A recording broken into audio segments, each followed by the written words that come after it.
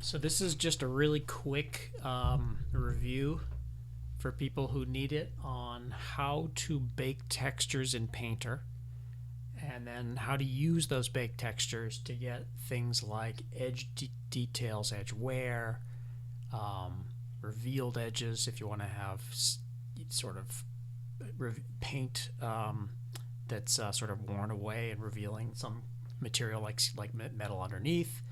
I'm also going to be using these baked textures for things like collected dust in crevices. So I'm mentioning all this because at least a few of you seem to be not doing this, and I really think it makes a big difference in your textures, especially if you're dealing with a lot of older scenes like many of you have. So I want to remind you where baking is. You have to go to the texture set settings. Look, you may need to scroll down for the button that says Bake Mesh Maps. Now, just as a reminder, these almost always look better if you have modeled both your game res or low res mesh and also a high res mesh that probably will have extra details modeled. It may have bevels, things like that. But you don't even need that necessarily. If I go to Bake Mesh Maps, you do have this option right here. See this checkbox that says use low poly mesh as high poly mesh. All that does is it says I don't have a high res mesh. I just want to bake textures anyway using this game res mesh. It's baking it onto itself. You will still get some results that are better than nothing. Again, the best option is to actually have a high res mesh. I already have one. It's nothing fancy, but you'll see I'm going to get some baked textures out of it. So I go over here, click on this first sort of paper icon to bring in a new file. I'm going to load in my wall high. I want to remind you that you can load multiple high-res meshes if you want. You can choose a resolution that you want to bake your textures to. Maybe I'll go 2048 for this for higher quality textures. Then you'll also have down here anti-aliasing. If you increase this, you'll get better quality baked textures.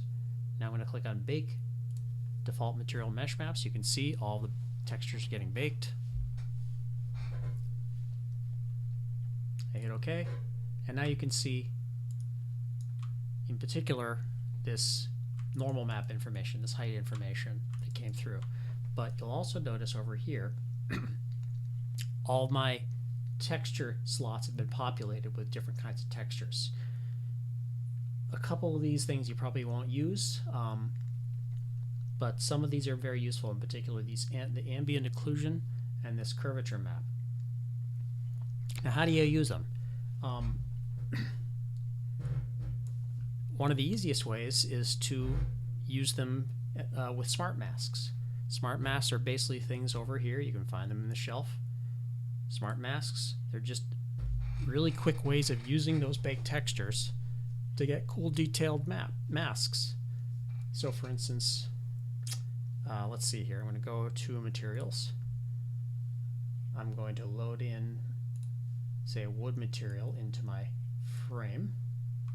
You can see that it's rotated the wrong direction. Very simple. I can just go over here, type in 90 for my rotate. Now it's oriented correctly. Great. Then let's see. I'm going to add in another. Actually, I'm going to go ahead and just add in some kind of a. Now I'll leave that bin all alone. Let's say I want to get some kind of worn edges along here. You can see right now the wood is really pristine. Okay. What I'm going to do is I'm going to add in. Probably the simplest thing is just to add in a fill layer right on top of this wood. You can see when I add that in, it's completely replacing the wood color with the white fill. Then what I'm going to do is I'm going to add in a black mask. Again, when I add in that black mask, it hides those pixels, and now we see the wood again. And I'm going to take a smart mask, and I'm just going to try out, say, edges dusty. Let's see how this looks when I drag this right into the black mask. See what we get? I don't know if you can make out, but it's really kind of like collecting that information sort of along the edges there. Now it's a little bit subtle. You don't necessarily want white, by the way. I can just keep on trying out different smart masks. Like for instance, maybe I'll go over to edges strong. And I'll just swap out. And now you can see we just end up with this pretty crazy strong edge. But you'll notice that the information, the mask is it's sort of revealing right along the edges. Now all these things can be messed with. You know, if you go to any one of these layer effects that gets added in, you can mess around with these sliders and see what happens. You see how in some cases it's just hiding things. I'm actually going to go ahead and just add in a black mask. Start again. Where's my black mask? There we go. I'm going to try out just that first one, that edge is dusty, and see what happens if I can just sort of tweak it a little bit so it's a little more noticeable and maybe a little less diffuse. So I go down to this mask editor. What I can do is I can usually mess around with this texture. You can see how this is you know, oftentimes with these smart masks there's some kind of a texture associated with it, some kind of a grunge or noise or something like that. And now you can see it's just creating sort of a subtle kind of like edge wear here and there. Just adds a little extra something. Again, this is just a starting point. If I don't like this white, it doesn't have to be this white. I could say go down here to the fill, choose something like this color. Now you can barely see it, but then I can maybe just lighten that up a little bit. It's actually getting close to what it was before. Not so useful. There we go, something a little bit subtler. Okay. You know, it doesn't have to be hitting you over the head extreme. It's just something subtle. Now, that's just one possibility. Another thing I can do is I'm going to add in just a another fill layer right on top of everything else. This time I'm going to go ahead and maybe make this sort of darker, perhaps. Again, I'm going to add in a black mask. Remember, it's got all these baked textures, so all of these smart masks are available to me, and I'm going to try out one of these.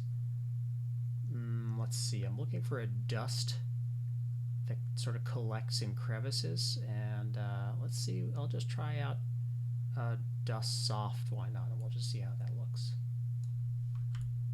Now it's again pretty subtle, but I don't know if you can see it's sort of collecting in certain areas. With all these, again, you can go to whatever layer effects get created and just mess around with the sliders, see what happens. You can see how this is sort of like getting sort of some extra detail there. I don't know if you can make out there's putting a little extra something there. If I don't like this smart mask, I can always just try out a different one. I'm looking for one that really collects information sort of in, actually maybe sand cavities might actually look interesting. There we go. Now you see what's happening there? It's literally kind of creating this nice collection of little bits of stuff right in the corners and crevices there. You don't have to settle for all that. Actually, I'm sort of wondering whether if I just try one more time, that's what I want. I was actually collecting one on top of the other. See how it's a little bit subtler now? Very nice, but I can still just say go back in. You can see what happens if I show or hide one of these layer effects just to see what the differences are. I'm going to keep that on, but I'm going to go down to this mask editor. Oftentimes messing around with, say, the global balance and the contrast can get sort of like a more extreme or less extreme value, but you can see just a couple of sliders and all of a sudden I just have this sort of like isolated areas of detail that are just sort of conform to the original forms, which is very hard to get otherwise without those baked textures. One last little thing unrelated to all this, I just want to remind you that it's pretty easy to create things like color variation. I see again a lot of people with sort of even kinds of textures, whether it's an even wood or an even stone or even just flat color of some kind. I'm going to go over here. There's my just flat red fill layer, but I could say create another fill layer on top of it. Maybe this one will be just just a little bit different of some kind. Okay, and you can see that's completely covering the red. But then what I'm going to do is add in a black mask again to that. And then I'll try filling it in with some kind of, let's say, a grunge or a procedural. maybe I'll try out one of these procedurals and see what happens. So I believe I could just try one out straight in. Let's see what happens. Nope, I can't. See how when I tried to drag that into my mask, it wouldn't let me. So what I'm going to do is add a fill effect to the mask. Right click, add fill. Then I can drag that, or one of these procedurals, into this grayscale slot over here. So now when I drag it in there, see what I get? We're starting to get this nice kind of overlay of the yellow on top of the red. Doesn't have to be this extreme. Remember, you can always tweak stuff. I'm going to go say back to this layer. Remember, right now I'm in the color layer set. So if I just go right here to this 100, what I'm doing is I'm decreasing the opacity of this layer, just its color. You can see it just gets this ever so nice slight color variation. It's no longer that perfect even red. So these are hopefully some useful tips that can just quickly add some sophistication and depth to your textures.